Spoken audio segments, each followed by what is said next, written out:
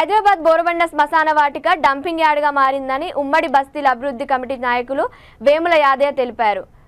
SPR హిల్స్లో నిర్వహించిన సమావేశంలో వారు మాట్లాడుతూ గత మాజీ డిప్యూటీ మేయర్ బాబా ఫసియుద్దీన్ సమయంలో శ్మశాన వాటిక కొరకు 1,75,00,000 నిధులు తీసుకువచ్చారని, ప్రస్తుతం అభివృద్ధి పనులు జరుగుతున్నాయని తెలిపారు. ఎస్సీ కమిటీల వ్యవస్థాపకుడు కాటికాపరి లింగయ్య శ్మశాన వాటికను ఏమాత్రం పట్టించుకోలేదని ఆయన ఆరోపించారు. ప్రస్తుతం శ్మశాన వాటిక డంపింగ్ యార్డ్గా మారిందని ఆయన ఆవేదన వ్యక్తం చేశారు. దీనిపై అధికారులు దృష్టి సారించి శ్మశాన వాటికలో జరుగుతున్న పనులను వేగం పెంచి అభివృద్ధి చేయాలని తీర్మానించారు.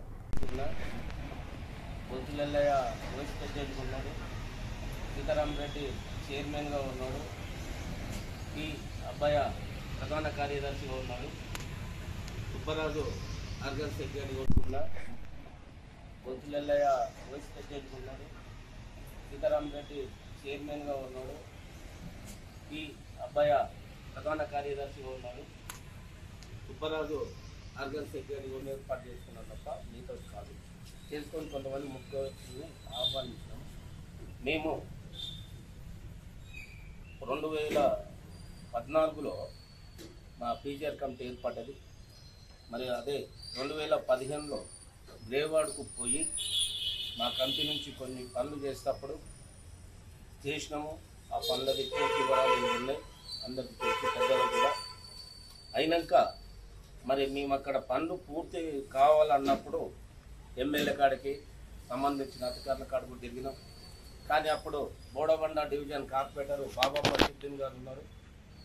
ఆయన ముస్లిం అయిన మరి రికమెండేషన్ కోర్టు జరిగేటప్పుడు అది వాళ్ళన్న స్థానికుల్ని రికమెండేషన్ తీసుకోండి అధికార పార్టీది అంటే మరి ఎమ్మెల్యే ఇవ్వలే ఆ రోజు. కానీ బోడబండ కార్పొరేటర్ డిప్యూటీ మేయర్ గారు మరి సహకరించి ఆయన బడ్జెట్కు జాబిస్తున్న రికమెండేషన్ లెటర్ ఇచ్చిండు. ఆ రికమెండేషన్ లెటర్ మీ కోర్టులో పెట్టి మరి అప్పుడు 3 కోట్ల ఇన్స్ట్రుమెంట్ అయి ఉండే. ఫస్ట్ ఆ 3 కోట్ల ఇన్స్ట్రుమెంట్కు పని జరిగేటప్పుడు బోడబండ డివిజన్లో మరి ఏడి మధు, ధర్మ, వసంతరావు లాంటి వాళ్ళు కంట వేసుకున్నారు. ఆ కంట వేసుకొని ఎమ్మెల్యేతో గొడవలు పెట్టించి ఆ పనులు బిరాక్ చేయించారు. ఇది ఆ లింగయ్య కాలాల నుంచి తీసుకున్నాయి. ఆ తర్వాత మళ్ళీ మీ కోర్టు ద్వారా ఆర్గ్యుమెంట్ జరిగినప్పుడు ఆఫీసర్లు అందరూ వచ్చేసి మళ్ళా కొత్త ఇన్స్ట్రుమెంట్ కూడా ఇచ్చారు.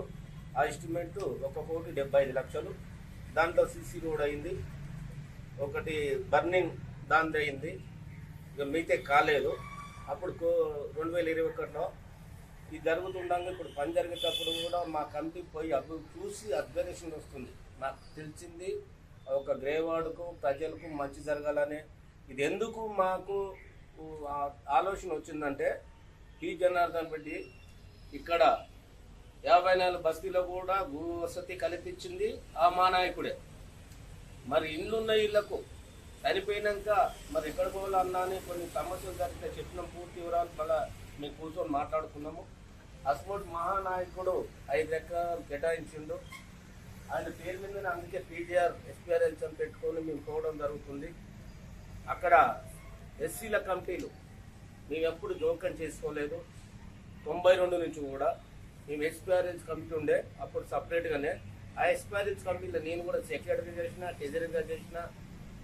తర్వాత ఓర్ సర్టిఫైన్ కూడా నేనే ప్రెసిడెంట్ చేసిన ఎస్పీఆర్ హిల్స్. నాకు అక్కడంతా రికార్డు ఉంది.